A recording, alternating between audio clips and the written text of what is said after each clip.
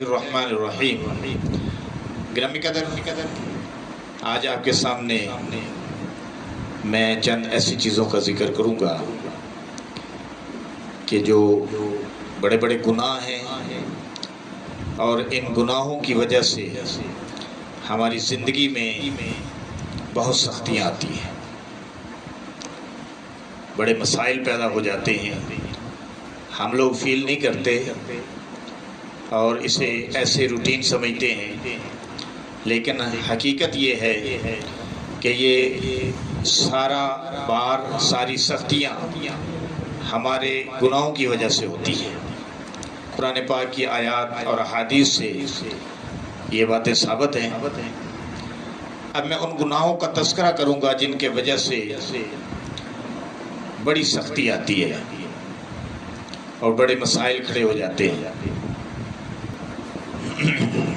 تو اب میں ان گناہوں کا تذکرہ کروں گا جن کی وجہ سے بہت سختی آتی ہے، اور مولانا علامہ اشرف علی تھانوی رحمۃ اللہ تعالی علیہ نے ان کو بیان کیا ہے اور اس سے روکا ہے۔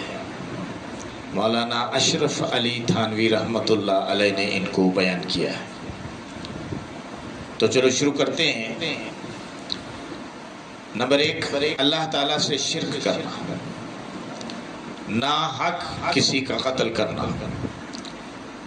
وہ مرد عورتیں جن کی اولاد نہیں ہے، وہ عورتیں جن کی اولاد نہیں ہوتی، کسی کی سمر میں بعض ایسے ٹوٹکے کرتی ہیں کہ اللہ تعالیٰ معاف فرمائے،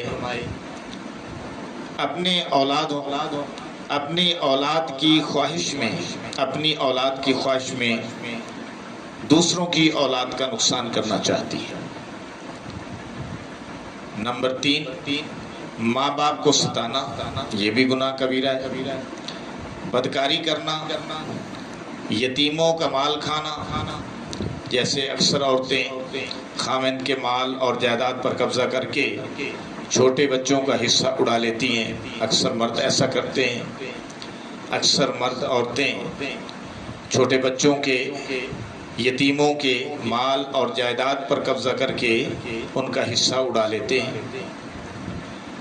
بچیوں کو میراث میں حصہ نہ دینا، کسی عورت کو ذرا سے شبہ سے بدکاری کی تہمت لگا کر اس پر ظلم کرنا، کسی کو اس کے پیچھے کسی آدمی کی، مرد ہو یا عورت، اس کے پیٹھ پیچھے اس کی برائی کرنا، اللہ تعالیٰ کی رحمت سے نا امید ہونا، وعدہ کر کے پورا نہ کرنا یعنی وعدہ خلافی کرنا، امانت میں خیانت کرنا۔ اگر کسی کے پاس کوئی امانت رکھی جائے تو وقت پہ ادا نہ کرے یا اس میں خیانت کر جائے، اس کی امانت، اس کے پیسے کھا جائے، تو یہ کبیرہ گناہ ہے۔ خدا تعالیٰ کا کوئی فرض جیسا کہ نماز، روزہ، حج، زکوٰۃ وغیرہ چھوڑ دینا، قرآن شریف کی تلاوت نہ کرنا، قرآن شریف کو پڑھ کر بھلا دینا، یہ بھی گناہ کبیرہ ہے۔ جھوٹ بولنا، خصوصاً جھوٹی قسم کھانا، اللہ کے سوا کسی کی قسم کھانا یا اس طرح قسم کھانا کہ کہے کہ مجھے مرتے دم تک کرما نصیب نہ ہو، ایسی قسم کھانا جائز نہیں، گناہ کبیرہ ہے۔ پھر اس سے یہ ہوتا ہے کہ ایمان پر خاتمہ ہی نہیں ہوتا، اللہ تعالیٰ کے سوا کسی اور کو سجدہ کرنا۔ یاد رکھیے کہ شریعت محمدیہ مطہرہ صلی اللہ علیہ وسلم، امام الانبیاء کی شریعت میں مخلوقات میں سے کسی کو بھی کسی قسم کا سجدہ جائز نہیں ہے۔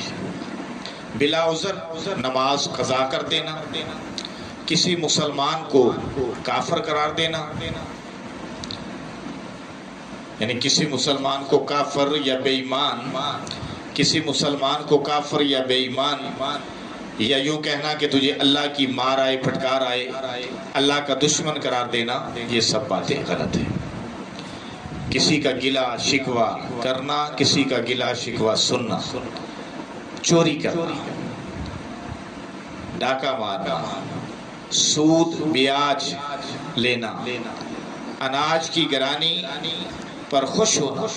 اناج مہنگا ہو گیا، جو عام روٹین میں کھانے کی چیزیں ہیں اناج سمیت اس کی گرانی ہو گئی ہے، وہ چیزیں مہنگی ہو رہی ہیں اور یہ خوش ہو رہا ہے یا ہو رہی ہے، تو یہ بھی گناہ کبیرہ ہے، اس سے بھی سختی آتی ہے.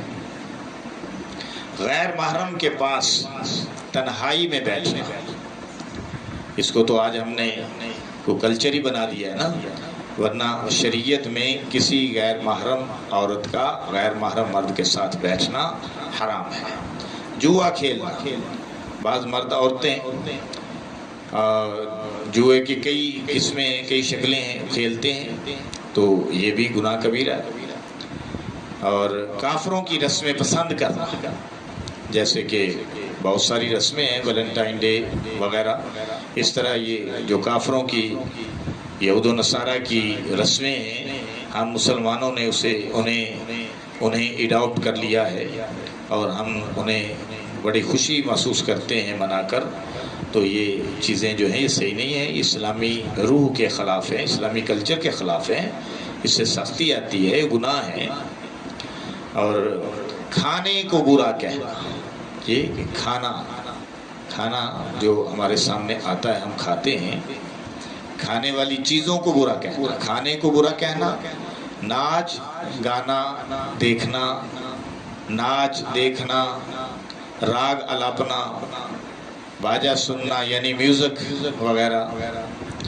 بعض لوگ تو اسے روح کی غذا قرار دیتے ہیں نا، لیکن اللہ نے قرآن میں فرمایا کہ الا بذکر اللہ تطمئن القلوب، خبردار دلوں کا اطمینان اللہ کے ذکر میں. میں عرض کر رہا تھا کہ ناچ گانا دیکھنا، سننا، راگ باجا میوزک سننا اور اس پر قدرت ہونے پر بھی نہ روکنا. استغفر اللہ، آج ہم سب اس میں ملوث ہیں. کسی کو کیا کہیں، کسی سے مسخرہ پن کر کے اسے بے حرمت کرنا، شرمندہ کرنا، کسی سے مذاق کرنا، جیسے یہ اپریل فول وغیرہ دیکھیں، یہ گناہ کبیرہ ہے. کسی سے تمسخر نہ کریں، کسی کا مذاق نہ اڑائیں، کسی کو شرمندہ نہ کریں. مسلمان کو اللہ نے عزت دی ہے، تکریم دی ہے، چاہے مرد ہو چاہے عورت، کسی کو برا نہیں کہنا چاہیے. کسی کا عیب ڈھونڈنا، کسی کا عیب ڈھونڈنا یعنی کسی کی اس طرح سے اس کی جاسوسی کرنا کہ اس کے عیب تلاش کریں تاکہ بعد میں اسے ذلیل کیا جا سکے، تو یہ بھی جائز نہیں ہے. اب میں آپ کے سامنے بعض گناہوں سے بعض دنیا کے نقصانات، یعنی گناہوں کی وجہ سے دنیا کے کیا کیا نقصانات ہوتے ہیں. تو آپ دیکھیے کہ ذرا ویڈیو سنیے اور سوچئے کہ اس میں کتنی عجیب باتیں آئی ہیں کہ ہم جن کو آج محسوس ہی نہیں کرتے. ہم نے تو انٹرٹینمنٹ کا ذریعہ بنا لیا ہے بہت ساری چیزوں کو، جبکہ وہ گناہ کی چیزیں ہیں. علم سے محروم ہونا، یعنی گناہوں کی وجہ سے کیا نقصانات ہوتے ہیں؟ علم سے محروم ہونا، روزی کا کم ہونا، تنگ ہونا، اللہ کی یاد سے بیگانگی، وحشت ہونا، آدمیوں سے وحشت ہو جانا، خاص کر نیک آدمیوں سے اکثر کاموں میں مشکل پڑ جانا، دل میں صفائی نہ رہنا، قدورت پیدا ہو جانا، دل میں بعض دفعہ تمام بدن میں، دل میں اور بعض دفعہ تمام بدن میں کمزوری پیدا ہو جانا، طاعت سے محروم ہو جانا. اللہ کی اطاعت کی طرف تو دل نہیں آتا، نماز روزے کی طرف دل نہیں آتا، باقی دنیا کے سارے کام ہو جاتے ہیں. تو یہ کیا ہے؟ یہ گناہوں کی سختی ہے. گناہوں کی عمر گھٹ جانا، زندگی کم ہو جانا، توبہ کی توفیق نہ ہونا، کچھ دنوں میں گناہ کی برائی دل سے ویسے ہی مٹ جانا، گناہ کا تصور ہی ختم ہو جانا. استغفر اللہ. یہ بڑی اگلی سٹیج ہے. اللہ تعالیٰ مجھے آپ کو تمام مسلمانوں کو اس سے محفوظ رکھے. اور رسول اللہ کی طرف سے ایسے لوگوں پر لعنت کی گئی ہے. تو رسول اللہ صلی اللہ علیہ وسلم کی طرف سے ایسے لوگوں پر لعنت کی گئی ہے. فرشتوں کی دعا سے محروم ہو جانا. فرشتے مومنوں کے لیے دعائیں کرتے ہیں نا، تو بڑے بڑے جو گناہ ہیں جیسے میں نے آپ کو بتائے ہیں، تو ان گناہوں کی وجہ سے ایسی نفست پڑتی ہے کہ فرشتے بھی دعا نہیں کرتے. جیسے ایک مسلمان ہے نا جو صبح اٹھتا ہے ذکر کرتا ہے، اور نماز پڑھتا ہے، تلاوت کرتا ہے، ذکر کرتا ہے، روزہ رکھتا ہے، تو ہوا میں پرندے، جنگلوں میں درندے اور سمندروں میں مچھلیاں اس کے لیے دعا کرتی ہیں۔ لیکن جو گناہ گار ہے نا، وہ مخلوقات کی دعا سے محروم ہو جاتا ہے، فرشتوں کی دعا سے محروم ہو جاتا ہے، شرم اور غیرت اٹھ جاتی ہے، اللہ تعالیٰ کی بڑائی اس کے دل سے نکل جاتی ہے، نعمتیں زیادہ ہونے کے باوجود کم ہو جاتی ہیں۔ جیسے ہم دیکھتے نہیں ہیں کہ بعض دفعہ بہت امیر آدمی ہے، کسی چیز کی کمی نہیں ہے، سونے کا چمچہ منہ میں لے کے پیدا ہوا ہے، لیکن کیا نقصان ہو رہا ہے کہ چیزیں، نعمتیں موجود ہیں لیکن کھا نہیں سکتا۔ ڈاکٹروں نے پابندی لگا دی، ایسی بیماریاں آ گئی ہیں، ایسی بیماریاں چمٹ گئی ہیں کہ ڈاکٹروں نے پابندی لگا دی، نہیں کھا سکتا۔ تو بیماریوں کا ہجوم ہو جانا، نعمتوں کا چھن جانا، شیاطین کا اس پر مقرر ہو جانا، دل کا پریشان رہنا، دل بجھ جانا، جسے آج ہم کہتے ہیں نا کہ بڑا ٹینشن ہے یار، اور بڑی جناب پس مردگی سی ہے، دل زندہ نہیں ہے۔ جی جیسے علامہ اقبال نے کہا نا کہ دل مردہ دل نہیں ہے، اسے زندہ کر دوبارہ، کہ قوموں کے مرض کہن کا ایک یہی ہے چارہ، مرتے وقت منہ سے کلمہ نہ نکلنا۔